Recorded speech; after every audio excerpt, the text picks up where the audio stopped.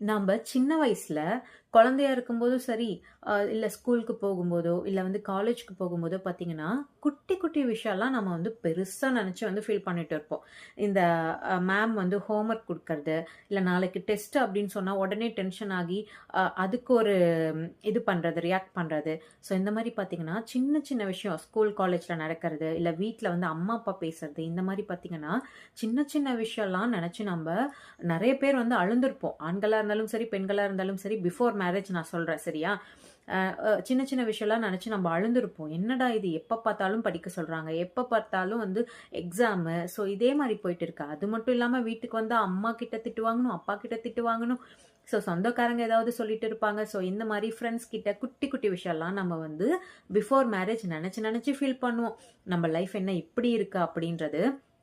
அப்ப நம்ப நெறைய பேர் வந்து இந்த விஷயம் வந்து டிசைட் பண்ணியிருப்போம். என்ன அப்டின்னா, நம்ம நல்லா படிச்சு, நல்லா சம்பாதிச்சு, ஒரு நல்ல ஜாப்க்கு போயிட்டு, நெறைய சம்பாதிக்கிறோமோ இல்லையோ, ஏதோ ஒரு அளவுக்கு நம்ம வந்து சம்பாதிச்சு, நமக்கு புடிச்ச மாரியான லைஃப வந்து நம்ம வந்து வாழணும் அப்டின்னு வந்து டிசைட் பண்ணியிருப்போம். பட் அது எத்தன பேருக்கு நடந்திருக்கு, இல்ல எத்தன பேருக்கு நடக்கல, இப்ப வரைக்குமே வந்து கஷ்டப்பட்டுட்டு இருக்கீங்க அப்டின்றத வந்து மறக்காம கமெண்ட் பண்ணுங்க. ஸோ, நம்ப எப்படியெல்லாம் வாழணும்னு ஆசைப்பட்டுருப்போம். பட் இப்போ ஆஃப்டர் மேரேஜ் பார்த்தீங்க அப்படின்னா, எப்படியாவது வாழ்ந்தா போதும் அப்படின்ற சூழல்ல தான் நெறைய பேர் வந்து ஆண்கள், பெண்கள் வந்து வாழ்ந்துட்டு இருப்போம். சரியா? ஸோ, நல்லா புரிஞ்சுக்கோங்க. உங்களோட லைஃப்ல இருக்க பிரச்சனைய யாருமே வந்து சால்வ் பண்ணி குடுக்க மாட்டாங்க. இந்த மாதிரி பண்ணு, உனக்கு அந்த ப்ராப்ளம்லேருந்து நீ வெளிய வரலாம் அப்படின்னு எடுத்து சொல்றதுக்கு 1, 2 பேர் வந்து ஆள் இருக்கலாம்.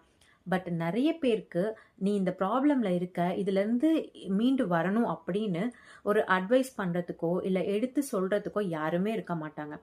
ஸோ அப்படி நீங்க இருந்தீங்க அப்படின்னா, கவலைப்படாதீங்க. உங்க ப்ராப்ளம நீங்களே ஃபேஸ் பண்ணுங்க. ஒவ்வொரு ப்ராப்ளம்க்கும் நம்ம போய் மற்றவர்கள் கிட்ட சொல்லி, அவங்க ஒரு ஆன்ஸர சொல்லி, அத நீங்க இம்ப்ளிமெண்ட் பண்றதுக்கு, உங்க பிரச்சனைக்கான விடைய நீங்களே தேர்ந்தெடுங்க. ஒரு ஒரு குட்டி குட்டி பிரச்சனைக்கும் நீங்களே விடைய கண்டுபிடிச்சிட்டீங்க அப்படின்னா, உங்க லைஃப்ல வர எவ்ளோ பெரிய ப்ராப்ளமா இருந்தாலும் உங்களால அதுலருந்து மீண்டு வெளிய வர முடியும்.